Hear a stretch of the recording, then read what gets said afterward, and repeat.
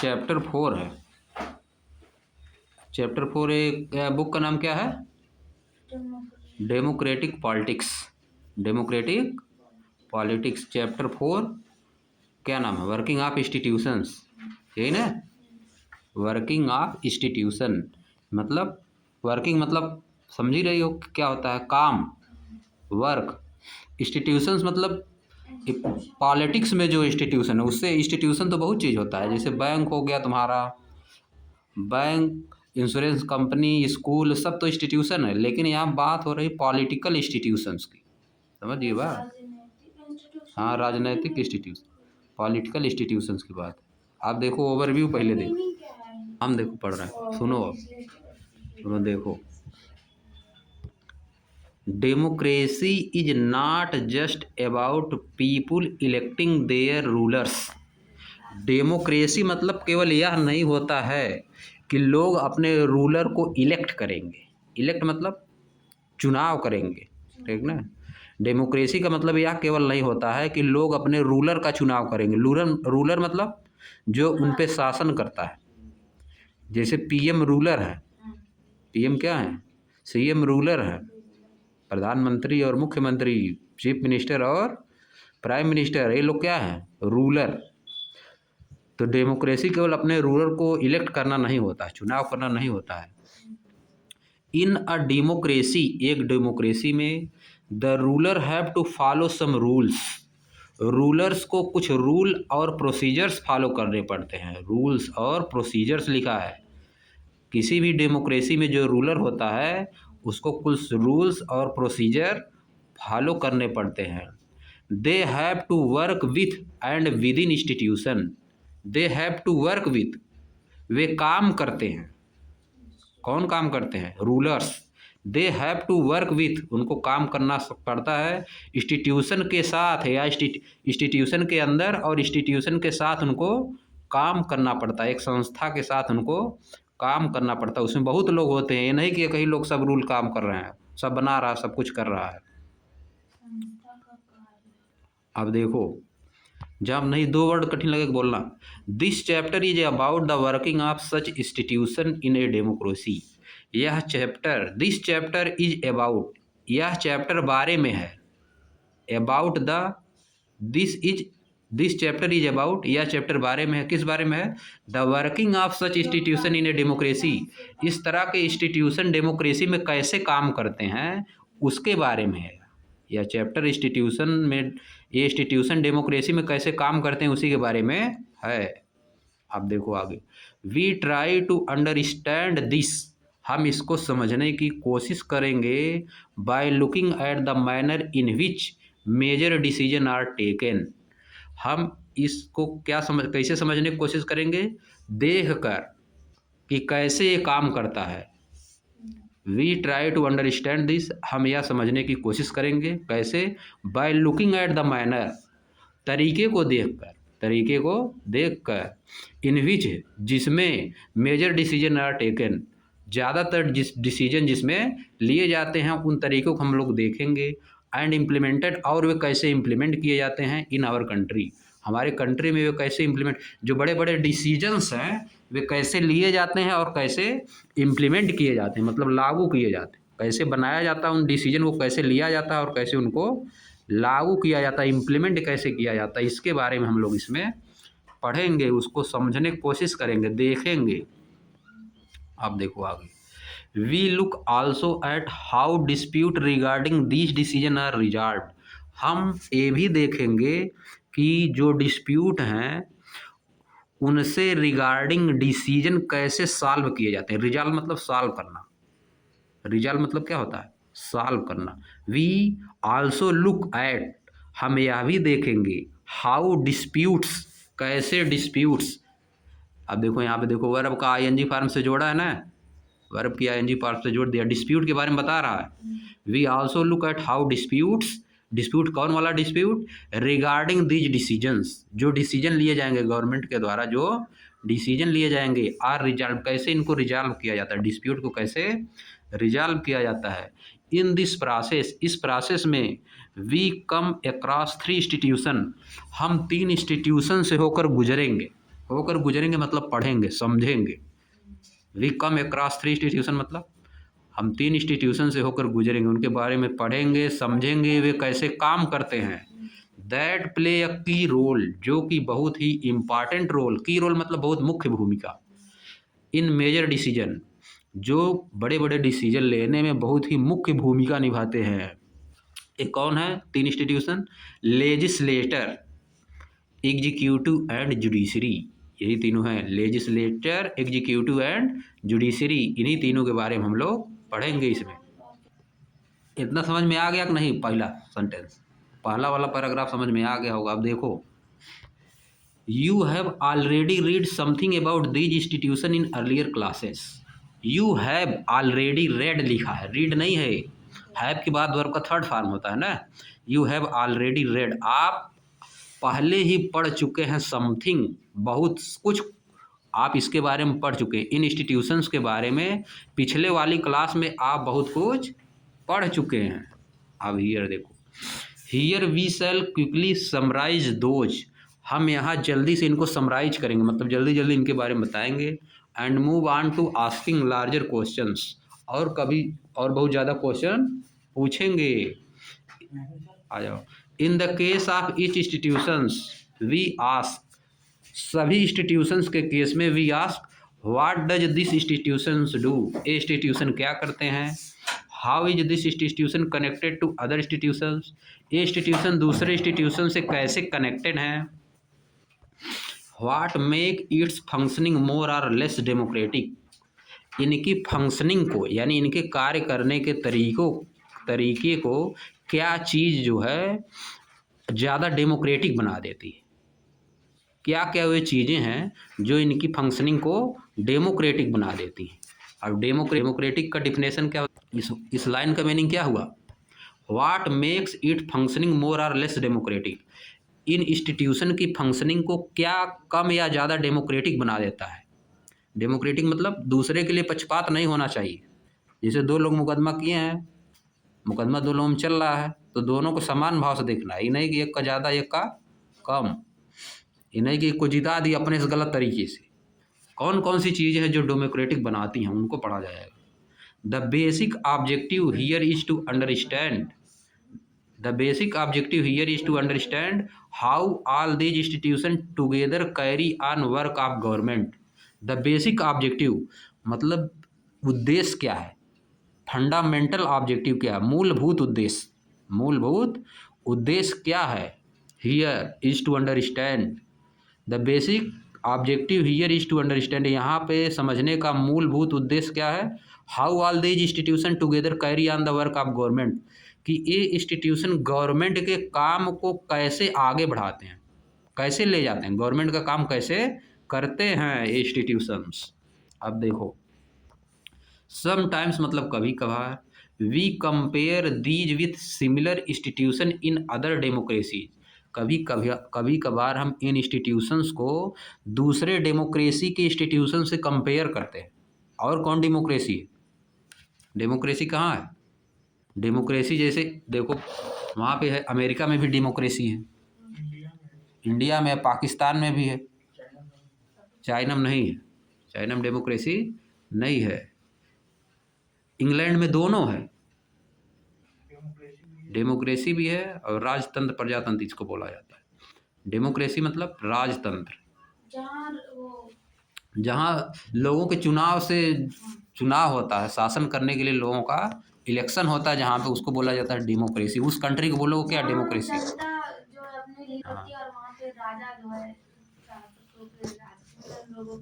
हाँ, वहाँ पे जैसे यहाँ, जैसे इंग्लैंड में है, समझिए बात, समझ गए कि नहीं। अब देखो इधर देखो, इन दिस चैप्टर, इस चैप्टर में we take our example from the working of the national level government called central government. यहाँ पे हम क्या ज़्यादातर एग्जाम्पल कहाँ से लेंगे? National level government, central government से ज़्यादातर एग्जाम्पल लिए जाएंगे। यूनियन गवर्नमेंट जिसको बोला जाता है, सेंट्रल गवर्नमेंट या union government, or just government of India, while reading this chapter, इस चैप्टर को पढ़ने के दौरान यू कैन थिंक आप सोच सकते हैं एंड डिस्कस एग्जाम्पल, और एग्जाम्पल को डिस्कस कर सकते हैं from the working of the government in your state, आपके स्टेट में गवर्नमेंट कैसे काम करती है उससे भी रिलेट कर सकते हैं। आप देखो यहाँ पे आ जाओ,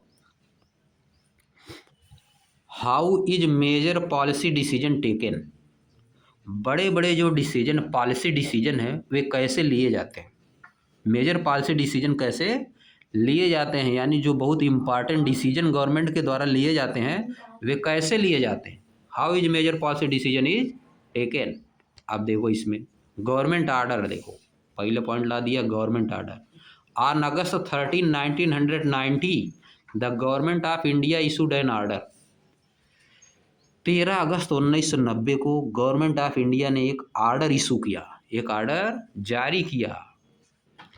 it was called an office memorandum, इसको क्या बोला जाता था, क्या कहा गया था उस समय, office memorandum, office memorandum short में वो बोला जाता है ऑफिस। गवर्नमेंट जो कोई आर्डर इशू करती है उसको क्या बोला जाता है, ऑफिस मेमोरेंडम, एक पेपर होता है उस पर लिखा रहता है।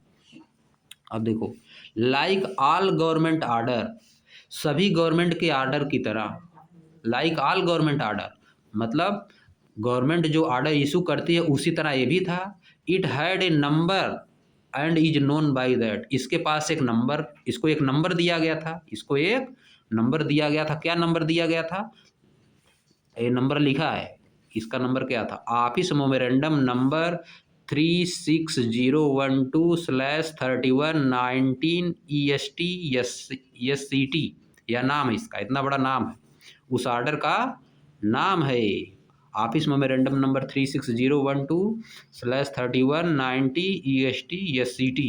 डेटेड, डेट भी उस पर लिखा था 13/8/1990। The joint secretary an officer in the department of personnel and training in the ministry of personnel public grievances and pension signed the order. यह देखो मिनिस्ट्री का नाम है, या किसका नाम है, मिनिस्ट्री का नाम है, ज्वाइंट सेक्रेटरी होते हैं। अब देखो मिनिस्ट्री अगर कोई है, जैसे मिनिस्ट्री नाम सुने हो, होम मिनिस्ट्री है, डिफेंस मिनिस्ट्री है कि नहीं, फाइनेंस मिनिस्ट्री है। होम मिनिस्ट्री क्या करती है, देखती है कि कैसे लॉ ऑर्डर क्या चल रहा है, किस स्टेट में लॉ ऑर्डर कैसे चल रहा है, नियम कानून कहीं गड़बड़ नहीं हो रहा है, समझिए, लोग कहीं विद्रोह नहीं कर रहे हैं। जैसे झारखंड नाम सुनी होगी, झारखंड छत्तीसगढ़, वहाँ नक्सली रहते हैं, सरकार के जो विरुद्ध खड़ा हो जाएगा उसी को बोला जाता है नक्सली, समझिए। जिस स्टेट के लोग सोचेंगे कि सरकार हमारे साथ गलत कर रही, बहुत लोग हो जाएंगे विरोध में, सरकार के विरुद्ध। जैसे सरकार की अगर पुलिस जाएगी तो उड़ा देते हैं सब, वहाँ पे जीप पुलिस की जाएगी तो उड़ा देंगे, समझिए, नक्सली उसको बोला जाता है। सरकार के विरुद्ध जो हो गया उसको बोला जाता है नक्सली। 1,000 लोग मान लो कोई गांव, किसी गांव के एकदम सरकार के विरुद्ध हो गए, पूरा सब उल्टे पुल्टे कर रहे हैं, थाना में जाके पूरा जला उला दे रहे हैं, ठीक ना, इसको बोला जाता है नक्सली। इस तरह का काम जो सरकार के विरुद्ध जो काम करता है उसको बोला जाता है नक्सली। होम मिनिस्ट्री यह देखती है और बहुत चीज़ देखती है। अब देखो उसी तरह से होम मिनिस्ट्री में देखो, एक तो सेंट्रल कैबिनेट मिनिस्टर होता है, सब मिनिस्ट्री में एक तो कैबिनेट मिनिस्टर होता है, जैसे होम मिनिस्ट्री में अमित शाह हैं, समझिए। अब इसके बाद एक और होता है स्टेट मिनिस्टर, सब में एक तो कैबिनेट मिनिस्टर होगा जो कि लोकसभा में बैठता है, एक स्टेट मिनिस्टर होगा, होम स्टेट मिनिस्टर, जैसे डिफेंस स्टेट मिनिस्टर, जैसे डिफेंस मिनिस्टर कौन है, राजनाथ सिंह, नाम सुने हो ना। और एक होता है डिफेंस स्टेट मिनिस्टर, उसके नीचे ये दोनों होते हैं, इनका जो है सिलेक्शन होता है, चुनाव होता है। जैसे गवर्नमेंट चुनाव करती है, कैबिनेट, जो कैबिनेट मिनिस्टर होते हैं वो तो एमपी होते हैं, जो कैबिनेट मिनिस्टर होते हैं वो क्या होते हैं, एमपी हो भी सकते हैं, नहीं भी हो सकते हैं, सरकार बना भी सकती है, दूसरे को भी बना सकती है, समझ गए। और स्टेट मिनिस्टर भी एमपी हो सकते हैं, नहीं भी हो सकते, किसी को बना सकते हैं जो गवर्नमेंट में काम कर रहा है। और यह देखो एक नाम लिखा है यहाँ पे, ज्वाइंट सेक्रेटरी, तीसरे नंबर पे इनका नाम आता है। ज्वाइंट सेक्रेटरी किसी भी मिनिस्ट्री में तीसरे नंबर पे ये अधिकारी होते हैं, ये क्या होते हैं, ऑफिसर होते हैं। ज्वाइंट सेक्रेटरी आईएएस अधिकारी होते हैं, जो बहुत दिन तक आईएएस अधिकारी रहता है, फिर लास्ट में जाते जाते प्रमोशन, सबसे बड़ा पोस्ट होता है आईएएस अधिकारी का, सबसे बड़ा पोस्ट होता है ज्वाइंट सेक्रेटरी, समझ गए। उससे बड़ा पोस्ट नहीं होता है। जो आईएएस निकाल लिया, सबसे बड़े पोस्ट पे अगर पहुंचेगा तो क्या बनेगा, जॉइंट सेक्रेटरी बनेगा। यही जो लिखा है, समझिए, joint secretary. An officer in the department of, इसी तरह से देखो डिपार्टमेंट ये भी है, जैसे डिफेंस मिनिस्ट्री है, होम मिनिस्ट्री है, उसी तरह से ये भी है, department of personnel and training in the ministry of personnel public grievances and pension. Ministry का नाम क्या है, the ministry of personnel public grievances and pension, ये मिनिस्ट्री का नाम है। मिनिस्ट्री का नाम क्या है, मिनिस्ट्री ऑफ पर्सोनल। पर्सोनल मतलब क्या होता है, जो काम करता है उसको पर्सोनल बोला जाता है। जैसे किसी संस्था में जो काम करता है उसको क्या बोलते हैं, पर्सोनल। पर्सोनल पब्लिक ग्रीवेंसेज मतलब लोगों की समस्याएं, ग्रीवेंस मतलब समस्या होता है, पब्लिक ग्रीवेंस एंड पेंशन, ये पूरा नाम है, ministry of personnel public grievances and pension.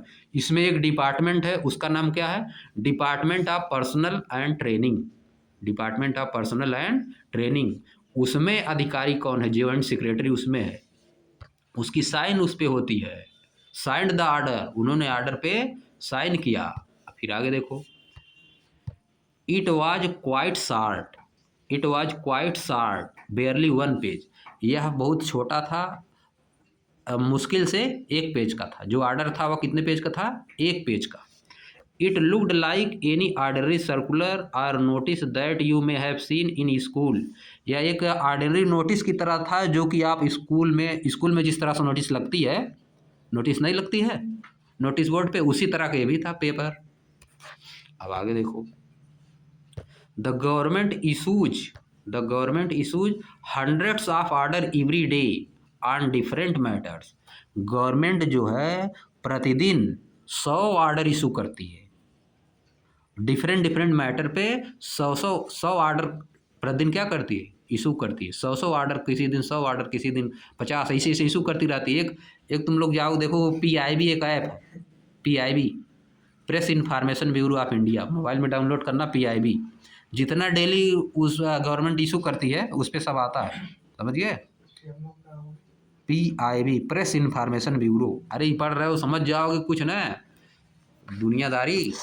Press information bureau, जितना भी गवर्नमेंट जो है इशू करती है डेली ऑर्डर, उस पर आता है PIB पे, प्रेस इन्फॉर्मेशन ब्यूरो ऐप है, एप्लीकेशन मोबाइल में डाउनलोड करोगे, जब भी उस पर कोई ऑर्डर इशू होता है तुरंत आ जाता है, समझिए। उसको पढ़ते हैं सभी लोग।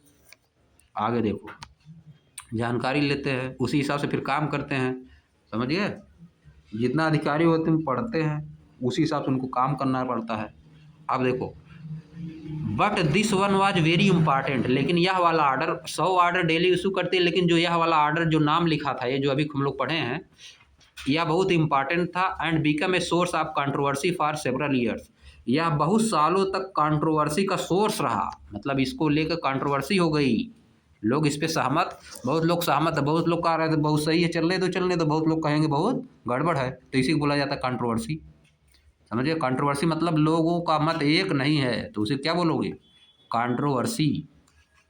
लेट अस सी, आइए देखते हैं, how the decision was taken, कि डिसीजन कैसे लिया गया था, एंड व्हाट हैपेंड लेटर, और बाद में क्या हुआ था, डिसीजन कैसे लिया गया था और बाद में क्या हुआ था। अब देखो, यह देखो पेपर ला दिया है, वही PIB से डायरेक्ट यहाँ छाप दिया है, समझिए।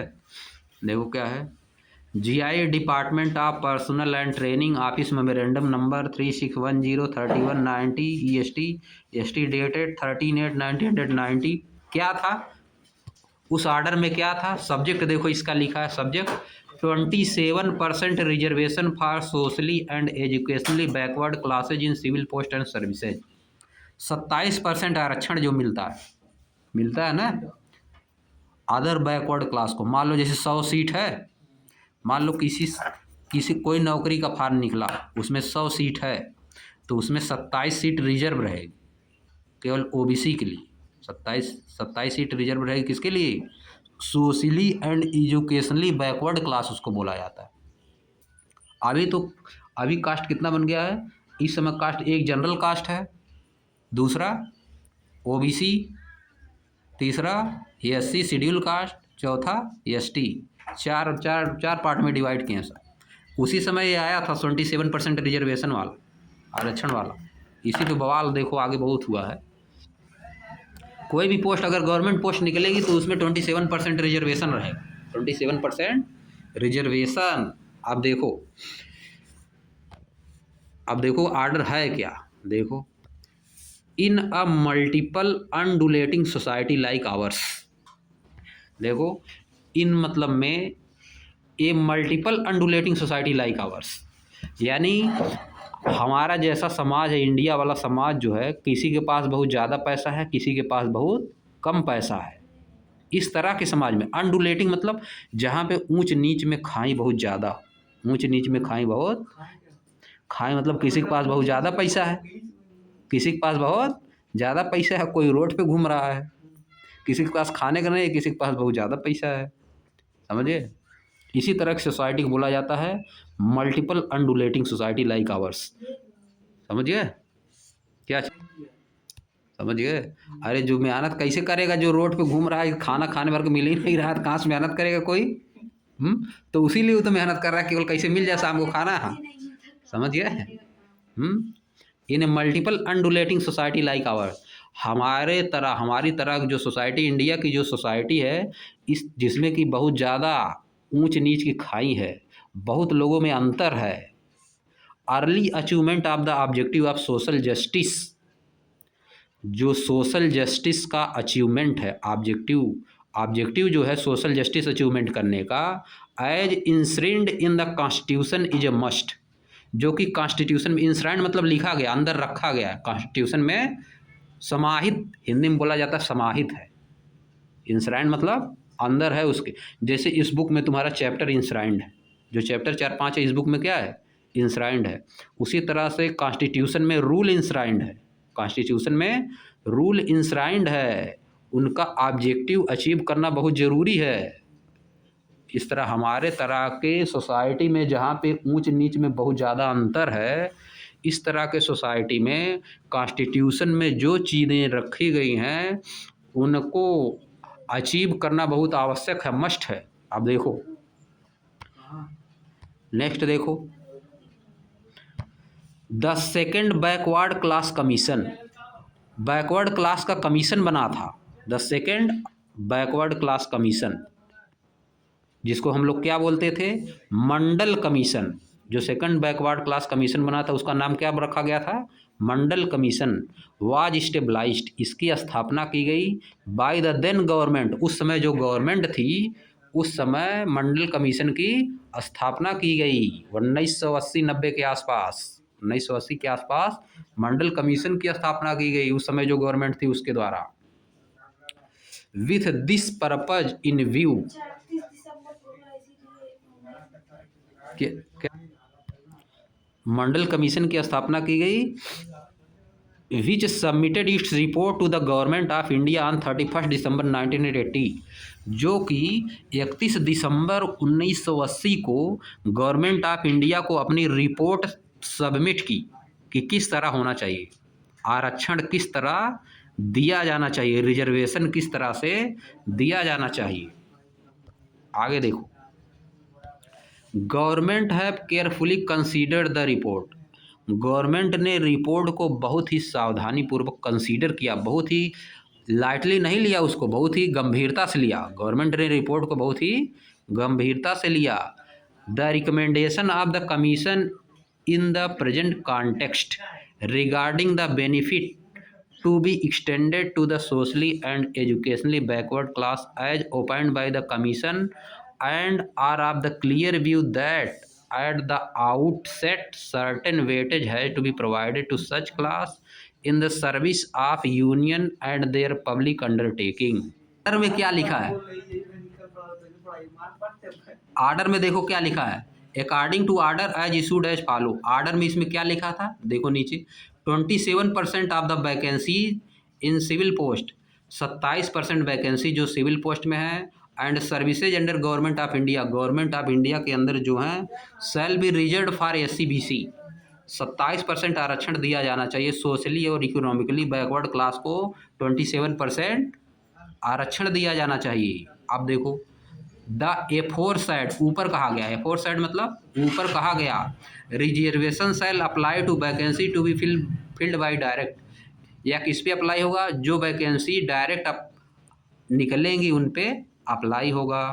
आप देखो फिर यहाँ पे क्या बताया है, वही नोटिस जो होती है उसी को दे दिया है। यहाँ पे सब्जेक्ट क्या दिया है, reservation for the other backward classes 893, इसको बदल दिया गया, इसी को बदल दिया गया, जो तुम्हारा ऑफिस मेमोरेंडम था उसी को बदल के दूसरा नाम दे दिया गया। Reservation for other backward classes in civil post and services under the government of India regarding, अब देखो क्या लिखा है, the undersigned is directed to refer to this department's office memorandum number इतना, ये तो पढ़ चुके हो, SCT dated 13 August 19 and 25 August 1901 regarding reservation for socially and educationally backward class in civil post and services under the government of India, and to say that following Supreme Court judgment in the Indira Sahni versus other Union of India and other case writ petition 93099, the government of India appointed an expert committee to recommend the criteria for exclusion of socially advanced person section from the benefit of reservation for other backward classes in civil post and services under the government of India। OBC में जो लोग सक्षम है उनको reservation नहीं देना है। पहले रिजर्वेशन में था सोशली आगे वाला था, जिनके पास पैसा है पर्याप्त, उनको सक्षम मतलब ये होता है जो पर्याप्त, जिनके पास पैसा है संपत्ति है उनको आरक्षण नहीं देना है, उसको बदल दिया, समझिए। जो उसमें सोशली इकोनॉमिकली बैकवर्ड क्लास थे उसमें से जिसके पास ज़्यादा पैसा उनको आरक्षण नहीं दिया जाएगा, इसका बोलने का मतलब ये। आप देखो चैप्टर में देखो, this order announced a major policy decision, यह ऑर्डर जो है बहुत बड़ा पॉलिसी डिसीजन अनाउंस किया। इट सैड, या बोला, that 27% of the vacancies in civil post and services under the government of India reserve for the socially and educationally backward classes SCBC। 27% government of India की जो post है वह reserve कर दी गई socially और economically backward class के लिए। आगे थोड़ा इसका मतलब, SCBC is another name for those people who belong to caste that are considered backward by the government.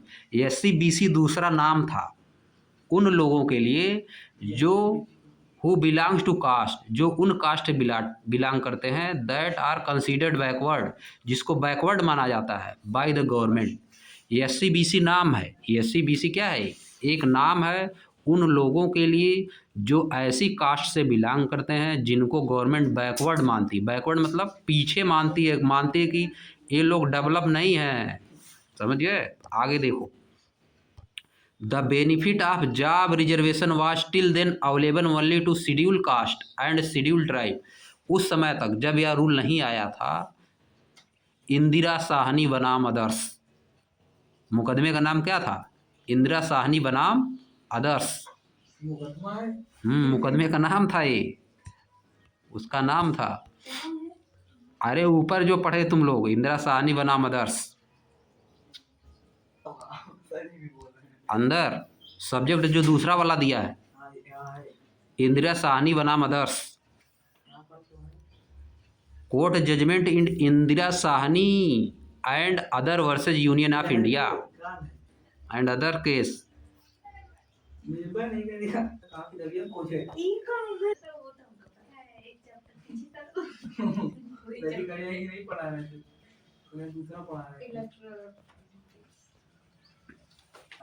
अब देखो,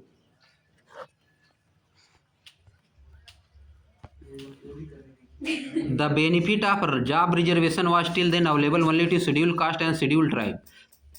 तब तक यह रूल आने तक आरक्षण केवल किसको मिलता था, शेड्यूल कास्ट और शेड्यूल ट्राइब को मिलता था, शेड्यूल कास्ट और शेड्यूल ट्राइब को तब तक आरक्षण मिलता था।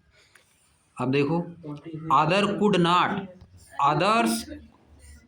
अदर्स मतलब दूसरे could not compete for this job, in job के लिए दूसरे लोग दूसरे लोग इन जॉब के लिए compete नहीं करेंगे। compete मतलब कंपटीशन में पार्ट नहीं लेंगे। 27% जॉब में केवल वो जो सोशली और इकोनॉमिकली बैकवर्ड क्लास थी उसी को मिलेगा। किसी भी गवर्नमेंट में अगर 100 सीट निकली, नौकरी की 100 सीट निकली, फॉर्म तो उसमें 10 लाख 20 लाख 50 लाख लोग भरेंगे। 27 सीट उसमें ओबीसी वालों को मिलेगा, जो ऊपर से टॉप में रहेगा। 27 सीट ओबीसी वालों को मिलेगा, समझे? उसमें से 27 सीट ओबीसी वालों के लिए फिक्स रहती है। अब ओबीसी में बहुत जात है, ओबीसी में बहुत जात डेवलप नहीं है कि नहीं? बहुत जात पीछे ओबीसी में। हाँ, नाम भी नहीं बता। जैसे ओबीसी में आया था कि जितने जितने लोग हैं, जैसे 27% में फिर बांटा जाएगा 97 जातियों को। 97 जात जो है 27% में उनको बांटा जाएगा कि किसका कितना आरक्षण आ रहा है, समझिए? 27% में उनको बांट दिया जाएगा। जैसे जितना ओबीसी कास्ट है उसमें जितना यादव है, कितना % यादव है, उनको केवल उतना सीट में मिलेगा। ये नहीं कि पूरा दूसरे का खा जाएंगे, समझ गए?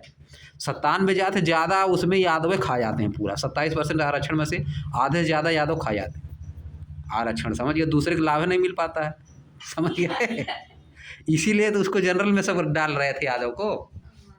27% सीट में से आधा से ज़्यादा यादव खा जाते हैं, समझिए?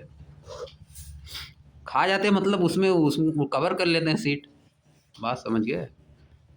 आगे देखो, द डिसीजन मेकर है, डिसीजन मेकर के बारे में बता रहा है। डिसीजन मेकर कौन होता है? The decision makers who decided to issue this memorandum. कौन डिसाइड करता है? कौन डिसाइड करता है कि यह मेमोरेंडम इशू किया जाएगा? 27% आरक्षण वाला मेमोरेंडम जब इशू किया गया तो उसको कौन डिसाइड किया? उसी के बारे में बताएगा, उसी के बारे में बताया जाएगा। अब देखो, Clearly, such a big decision could not have been taken by the person who signed that document. साफ तौर पर अगर कहें तो सच अ बिग डिसीजन, इतना बड़ा decision, could not have been taken, नहीं लिया जा सकता है, नहीं लिया जा सकता है, बाय द पर्सन, उस व्यक्ति द्वारा, हु साइंड दैट डॉक्यूमेंट, जो उस डॉक्यूमेंट को साइन करता है। एक आदमी ये डिसीजन नहीं ले सकता कि जो उस पर साइन करेगा उसी का डिसीजन है, समझिए? अब आगे देखो, the officer was merely implementing the instruction given by the minister of personnel public grievances and pension. Personnel public grievances and pension. The officer was merely implementing, officer जो होता था वह केवल क्या करता है? इम्प्लीमेंट करता है। इम्प्लीमेंट मतलब लागू करना, देना। आरक्षण जैसे लागू हुआ, अब उसको इम्प्लीमेंट, आरक्षण लग गया, उसको इम्प्लीमेंट करना है। इम्प्लीमेंट मतलब अब नौकरी में देना है, आरक्षण नौकरी में देना है। Merely implemented the instruction, officer क्या करते हैं? केवल आरक्षण को लागू करते हैं। Given by the minister, minister के द्वारा 2 आरक्षण दिया जाता है। कौन से मिनिस्टर के द्वारा? Personnel public grievances and pension, of which the department was a part, जिसका पार्ट, डिपार्टमेंट जिसका क्या होता है? एक पार्ट होता है। मिनिस्ट्री का डिपार्टमेंट एक पार्ट होता है, उसी में मिनिस्ट्री में एक डिपार्टमेंट पार्ट होता है।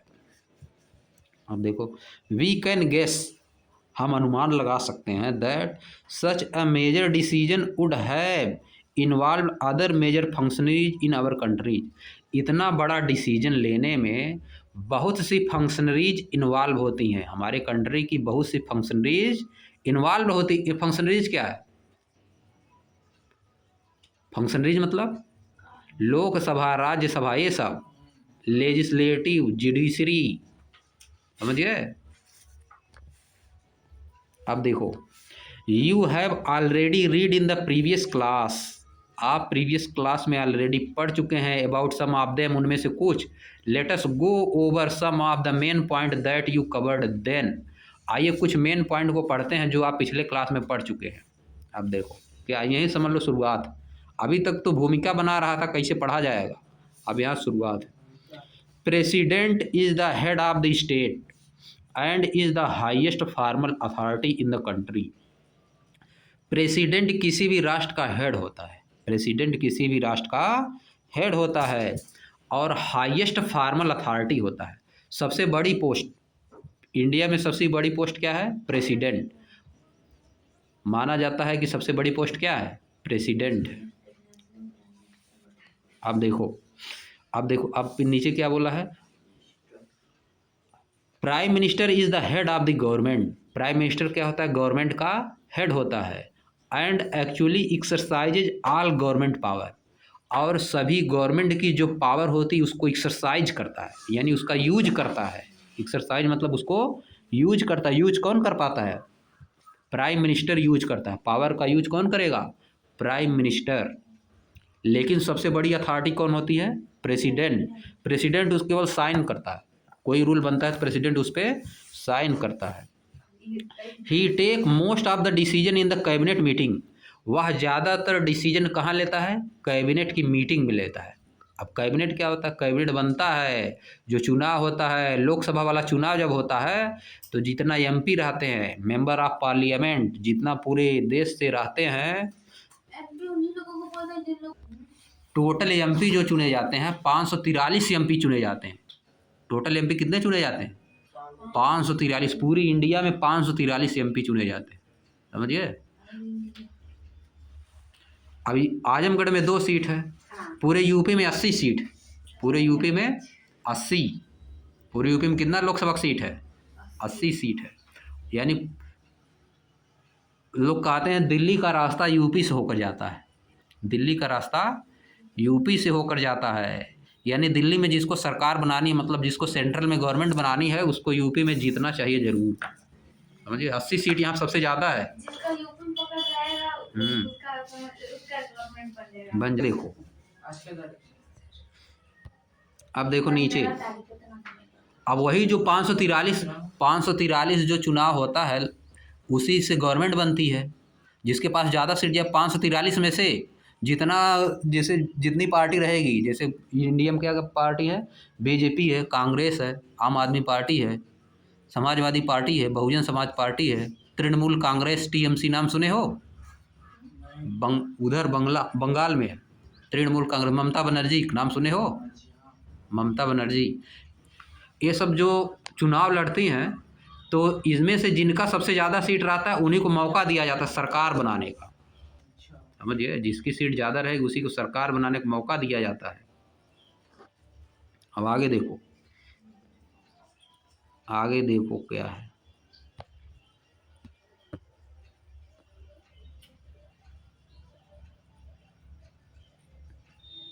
कहाँ तक हुआ था जी? हाँ, यहाँ से देखो, parliament consist of the president. Parliament में क्या होता है? कौन कौन सम्मिलित होता है वो बता रहा है। President and 2 houses. पार्लियामेंट में प्रेसिडेंट होता है और 2 हाउस होते हैं। उनका हाउस का नाम क्या है? Lok Sabha and Rajya Sabha. Lok Sabha and Rajya Sabha. Parliament consist of the president and 2 houses, Lok Sabha and Rajya Sabha. Parliament में एक प्रेसिडेंट होगा और एक लोकसभा होगी और एक राज्यसभा होगी। The prime minister must have the support of the majority of Lok Sabha member. Prime minister को लोकसभा के जो मेंबर होते हैं उनकी मेजॉरिटी चाहती है, मतलब ज़्यादा लोग उसके पक्ष में रहना चाहिए। जिसके पक्ष में ज़्यादा लोग रहेंगे, जैसे एमपी का चुनाव होता है, जिसके पक्ष में, उसी में से एमपी जिसके पास ज़्यादा रहते हैं, ज़्यादा जिसके पास, जिस पार्टी के एमपी ज़्यादा हो जाते हैं वही प्रधानमंत्री बनाता है। वही एमपी मिल के प्रधानमंत्री का चुनाव करते हैं। वही बता देते हैं कि यही हमारा नेता है, यही हमारा नेता रहेगा। एक आदमी चुन लेते हैं। प्रेसिडेंट को अभी नहीं जी, सुनो पहले जो बात बता रहे हैं आप। सुनो पहले, इधर देखो बात। पहले देखो, लोकसभा का चुनाव होगा, पूरे देश में लोकसभा का चुनाव होगा 543 सीटों पे। 543 सीटों पे लोकसभा का चुनाव होगा। जब 543 सीटों में लोकसभा का चुनाव हो गया, अलग अलग पार्टी अपना लड़ रही हैं, समझिए। बीजेपी, समाजवादी पार्टी, कांग्रेस, तृणमूल कांग्रेस, ये सब लड़ रही हैं। उसमें से अब जिसके पास ज़्यादा सीट आ गई, 543 में से जिसके पास ज़्यादा सीट आ गई, उसको मौका दिया जाएगा कि तुम लोग अपना प्रधानमंत्री चुनो। तुम लोग अपना प्रधानमंत्री चुनो। जिसके पास ज़्यादा सांसद हो गए, सांसद उसको बोला जाता है। एमपी को हिंदी में क्या बोलते हो? सांसद, मेंबर ऑफ पार्लियामेंट। जिसके पास ज़्यादा हो गया सीट, ज़्यादा लोग जीत गए, वही सरकार बनाती है। और जो लोग ज़्यादा लोग जीते हैं उसी में से एक पार्टी है, मान लो जैसे बीजेपी को मान लो सीट मिला 300, बीजेपी को 300 सीट मिला, यानी इसके 300 सांसद हैं, 300 मेंबर ऑफ पार्लियामेंट, 300 लोग इसके जीते हुए हैं। अब 300 में से ज़्यादातर लोग जिसको कहेंगे, उसमें भी 300 लोग में भी बहुत लोग हैं, 300 लोग में से मान लो 100-150 लोग एक आदमी को उसमें सेलेक्ट कर रहे हैं कि इसी को बनाना है प्रधानमंत्री, समझ गए?